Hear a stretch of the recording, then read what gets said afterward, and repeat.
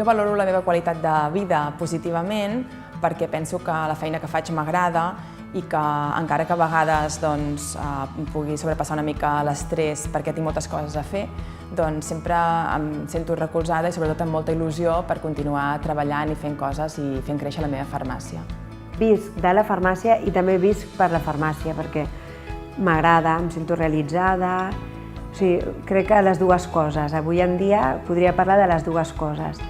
No puc prescindir de la farmàcia perquè necessito per viure, però també disfruto molt a la farmàcia.